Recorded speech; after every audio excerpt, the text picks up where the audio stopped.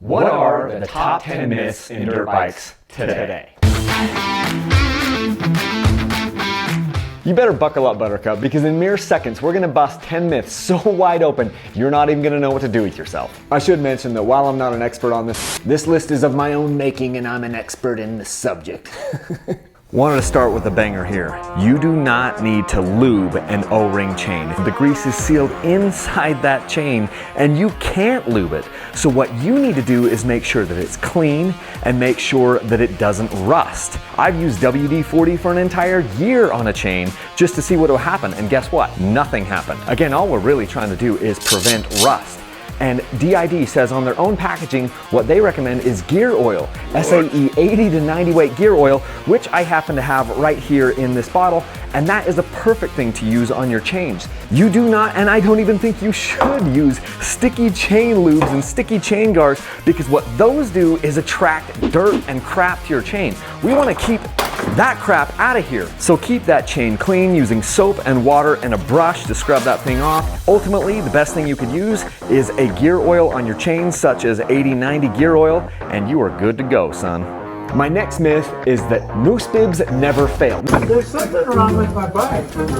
Now, I will admit that moose bibs don't fail very often, but when they fail, it is catastrophic. There are some people that think it's kind of like against some biological or some engineering directive that moose bibs cannot fail. Now, this isn't a moose bib. This is just a tube that I have here as a prop, because I didn't have a moose bib in my shop. But moose bibs can fail for a couple of different reasons. You can have a rim lock failure on your moose bib. The thing could just like fall apart inside because it's too old. So they can fail, and it's really catastrophic if they do, so I wanted to bust that myth. My next myth I want to bust is that weight is the most important spec to look out on a dirt bike. I've put a lot of bikes on this commercial shipping scale, and one thing I've learned for certain is that weight on the scale does not exactly translate to weight on the trail.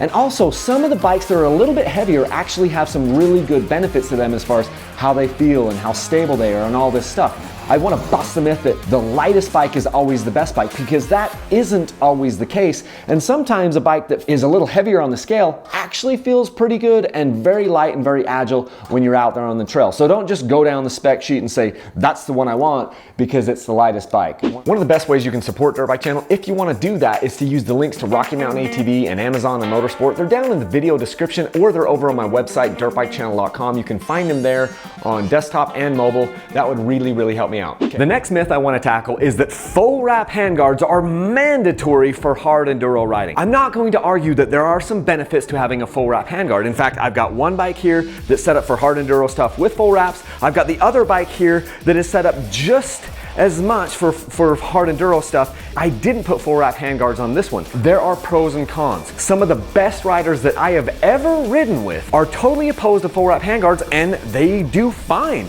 There's things you can do to control your levers from being broken. It's not that big of a deal. Yes, some guys choose to use full wrap handguards, and if you decide not to use full wrap handguards, it puts you in some pretty good company. Guys like Graham Jarvis, Rich Larson, Max Gersten, Cody Webb, Johnny Walker, Manny Lettenbichler, Alfredo Gomez, Taddy Blazuziak.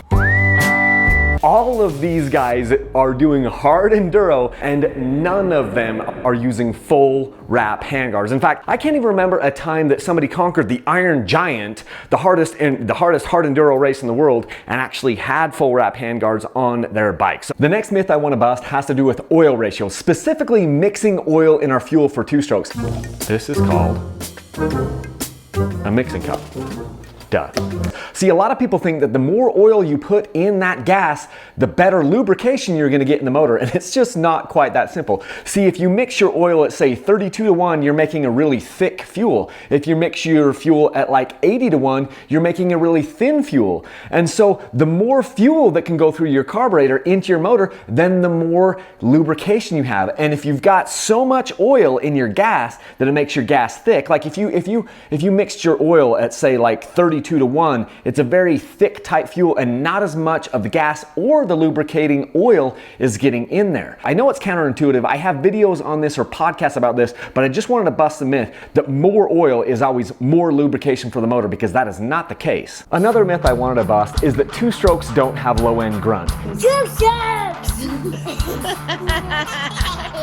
They absolutely do have low-end grunt. They have the best low-end grunt of anything that we have today. I think the reason a lot of people forget that they have low-end grunt is because maybe their only experience with a two-stroke was on like a 50cc two-stroke or a 65cc two-stroke, and those don't have a ton of low-end grunt.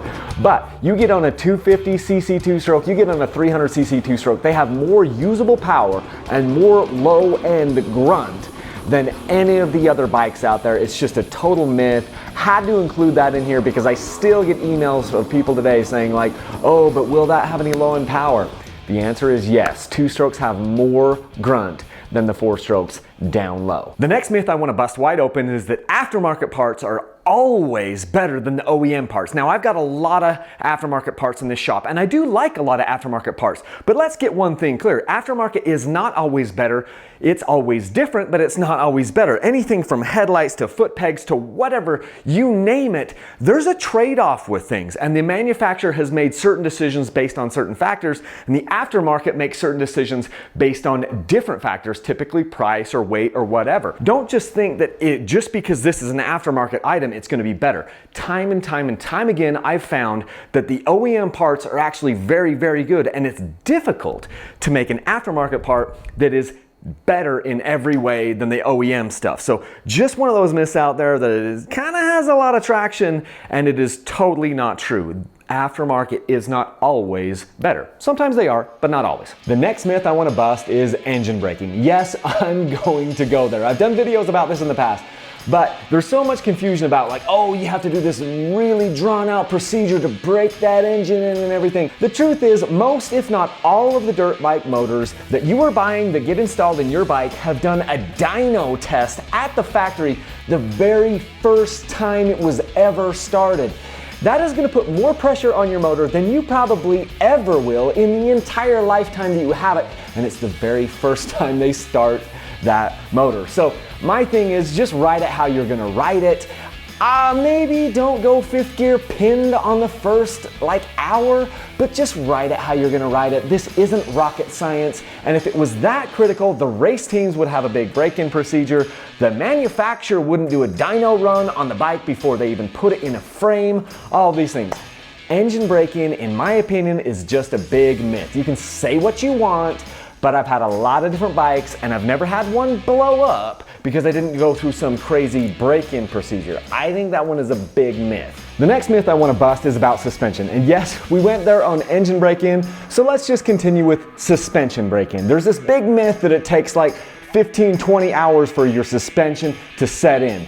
Let me just read from my notes. On February 4th, 2020, I called 8 companies to ask about this suspension break-in question that I've been hearing. The companies were Creft Moto, Factory Connection, Pro Circuit, Race Tech, Moto Experts, Pro Action Suspension, MX Tech, and Steelwell Performance. So that's 8 different companies that do suspension for a living. They all said the same thing. They said if there is a break-in period on a new fork or a new shock, whether it's the stock components or their upgraded, better components, it's only in the first 5 to 30 minutes. They all told me that by the time the oil gets warm and the bushings have had a couple of minutes of use, the suspension is acting as good as it will ever act, and that it's performing exactly as it's been designed to perform within those first couple minutes. Once it reaches the 10-hour mark, the oils and other components are already showing signs of wear and they are beginning to break down. At this point, they will begin to downgrade their performance, feel softer, and be on the downward slide needing a suspension tune-up overhaul. They all said that a 10 to 20 hour break-in period could possibly be the case if this was 1970,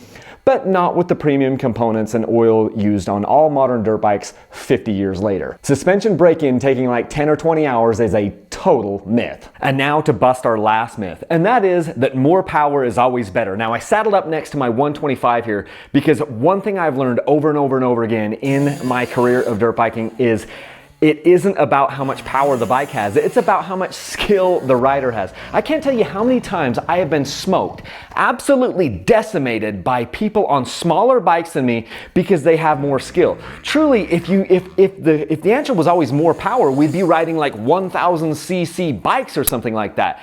it isn't always about more power. More oftentimes, it's about your position on the bike and your clutch control and your throttle modulation and traction and just your overall balance and skill. More power is not always the answer. If you're trying to add more power to your motor so you can be a better rider, that isn't actually going to happen. The far better thing to do is work on your own skills and work on a bike that doesn't have too much power. Learn on that bike. I know it's calling the kettle black because a lot of times I ride bikes that have way too much power for me, but the point is more power is not always better. I have been on rides with, say, like Shane Watts before when he was riding a clapped out TTR 230 many times and just boom, left me completely in the dust. More power is not always better. That's our top myth to bust today. Thanks so much for watching this video. Please click like so that YouTube will share this with more people. I had a lot of fun making this video and kind of talking with different buddies to try to figure out what to include in this thing. Hey, if you want to support Dirt Bike Channel, one of the best ways you can do it is to use my links down in the video description and over on my website to Rocky Mountain ATV. I have links over there for Rocky Mountain ATV, Motorsport, Amazon, all that stuff really helps to support Dirt Bike Channel. Also be aware that in a very short amount of time, on April 30th of 2021, we're going to be starting a Dirt Bike Channel sweepstakes where I will be giving motorcycles away to you guys. So stay tuned for all that stuff. Hit the notification bell, subscribe to this thing, and hit the notification bell so that you get notified when when I put out these videos from YouTube. That's what I wanted to say. And I think that's all I've got for everyone today. So until next time, leave a single track. Thanks.